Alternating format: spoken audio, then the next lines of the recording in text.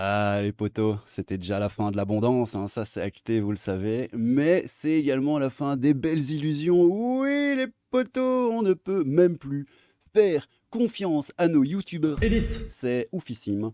Info Libé, le youtubeur Norman Tavo en garde à vue pour VIOL et corruption de mineurs. Bon alors je vais pas vous lire l'article parce que vous êtes capable de le faire tout seul, hein, les petits potos. Mais je vous ai surligné un peu ce qui me semblait le plus intéressant. Norman Tavo, 12 millions d'abonnés, blablabla. Il est actuellement interrogé sur des faits de corruption de mineurs et de VIOL, impliquant plusieurs adolescentes et jeunes femmes. On parle quand même de gamines de 15-16 ans, hein, c'est un peu ouf. Alors ouais, ça parle du fameux tweet de Squeezie El Squeezos du 6 août 2018 qui nous disait: les youtubeurs, y compris ceux qui crient sur tous les toits qu'ils sont féministes. Ah, les belles âmes féministes. Ah, on vous voit, hein, on vous voit. Qui profitent de la vulnérabilité psychologique des jeunes abonnés pour obtenir des rapports S. On vous voit. La vérité finit toujours par éclater. Donc ça, c'était en 2018. Ça avait fait une petite bombe sur le Twitter et le YouTube francophone.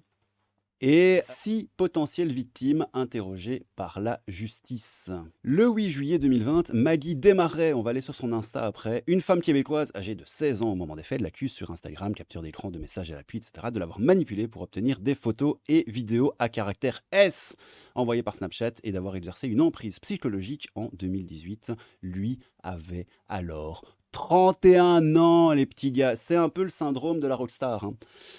C'est le syndrome de la rockstar, c'est le syndrome Jimi Hendrix. Le mec, il est adulte et il a une masse gigantissime, une meute de groupies prépubères. Et le mec, il a vrillé, hein. Bien sûr, innocent à moins de prouver le contraire, hein. On ne se substitue pas à la justice ici. On ne fait que relater les faits. Donc la fameuse Maggie Desmarais, hein, elle a témoigné à visage découvert et en vidéo sur le site Urbania, où elle a évoqué un petit jeu malsain d'attachement affectif. J'étais jeune, je l'admirais, je suis tombé facilement dans le panneau. Oui, c'est encore une fois le syndrome de la rockstar.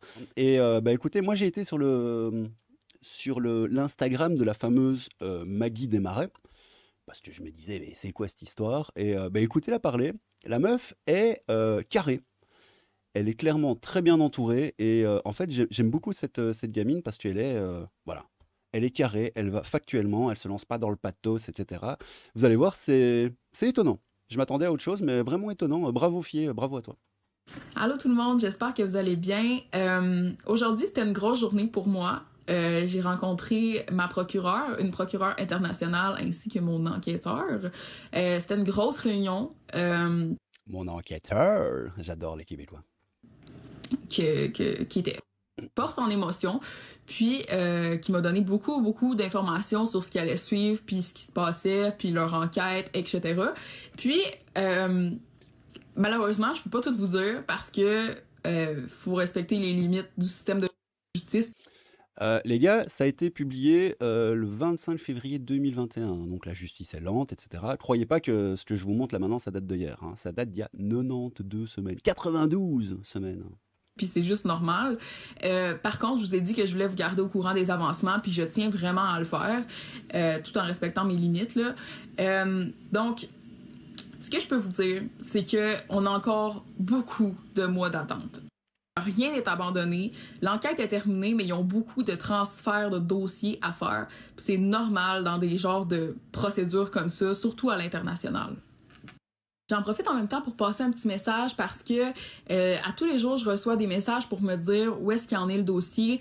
Puis je veux que vous sachiez que c'est correct, c'est normal d'être curieux malgré qu'il y en a qui viennent pas avec une super de bonne bienveillance, mais je sais qu'il y en a beaucoup qui viennent juste Une super de bonne bienveillance. C'est mignon, hein?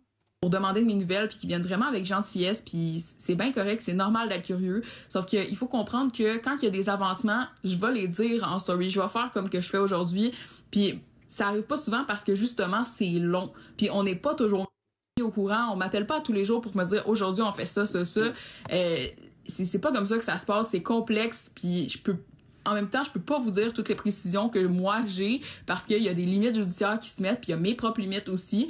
Puis c'est juste normal. Donc, j'aimerais beaucoup que vous pourriez respecter ça. Malgré tout ça, je vous aime. Puis merci pour tout le love puis le soutien que vous m'amenez. C'est... Wow, je vous aime. Bye. Mais oui, nous Il était aussi on t'aime, chouchoute. En tout cas, c'est courageux. Comme je vous l'ai dit, la fille a l'air carrée. Elle a l'air carrée et je pense très très bien entourée. Et ça, c'est bien. Et donc, on va terminer. Tac, tac, tac, tac, tac, tac, tac. Donc, voilà, Maggie Desmarais, hein, donc c'est la fille qu'on vient de voir, on vient de voir son Instagram.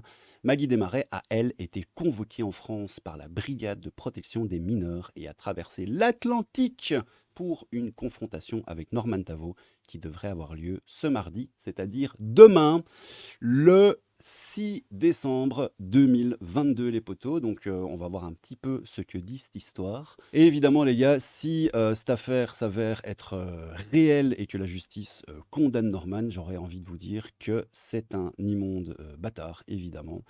Et que malheureusement, sa maman ne lui a pas appris le respect lorsqu'il la labourait. Oui! Oui. Oui. Bon, si vous voulez bien les potos, on va terminer avec les fameux témoignages que notre amie Maggie Desmarais a reçus, histoire de voir un peu voilà, ce que ça dit, hein, vite fait.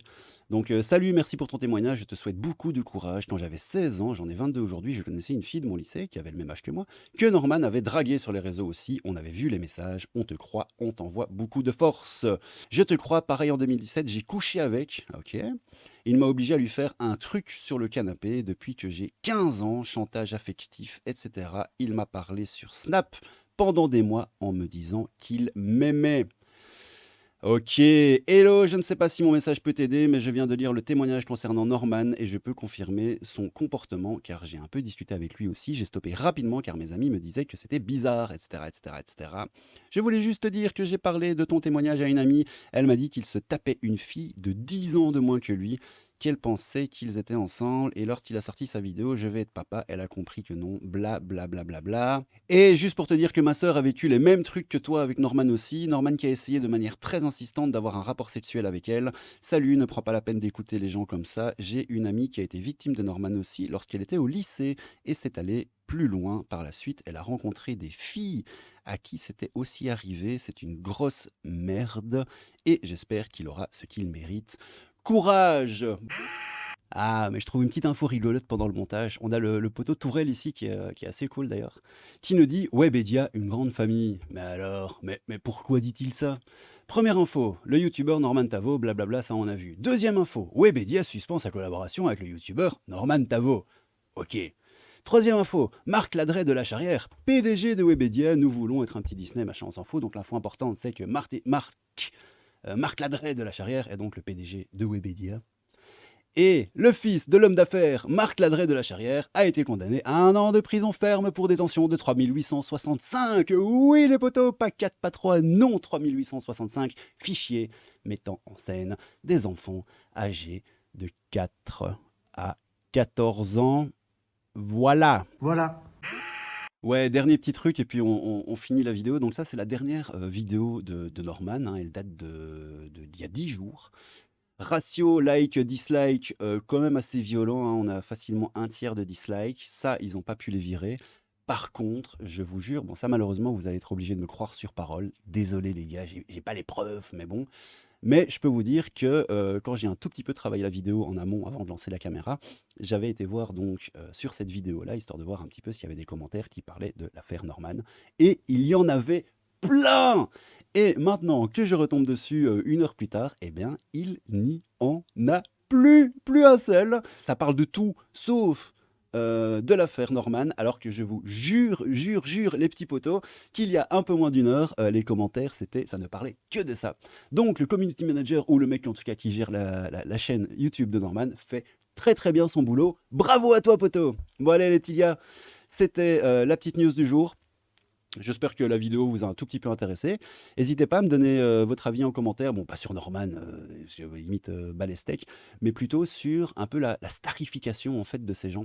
Et à votre avis, pourquoi est-ce que des gens comme ça, avec une notoriété de ouf, arrivent à faire ce genre de délire? Est-ce que c'est parce que toi déjà, à la base, t'es un peu teubé, t'es un peu déviant et que donc ta notoriété te donne une possibilité d'alimenter ta déviance, ou est-ce que c'est réellement la notoriété en elle-même qui te fait complètement vriller la tête et peut parfois, chez certaines personnes, les faire arriver à ce genre d'extrémité.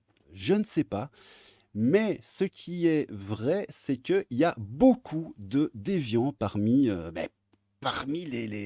les grandes restas, et pas que, hein, comme disait Emmanuel Gave, les ministres, etc., etc. Il y a du journaliste, il y a du PPDA, il y a du Morandini, il y a du ministre en veux-tu, en voilà, hein, suivez mon regard. Darmanin, oui, Darmanin. Et si c'était que le seul, je pense qu'on serait assez tranquille, les potos. Mais ce n'est pas le cas. Prenez soin de vous. C'était le crabe fantôme. Un peu de crabe, beaucoup de fantômes. N'hésitez pas à vous abonner à la chaîne, les potos, les beaux gosses. Voilà, crabe fantôme, un peu de crabe, beaucoup de fantômes. Prenez soin de vous et à bientôt. Ciao. Hey, bon matin! Et franchement, elle est pas mimouche comme tout. Eh, Hey, bon matin! mais oui, elle est mimouche comme tout, évidemment. Parlez sans crainte, on vous écoute.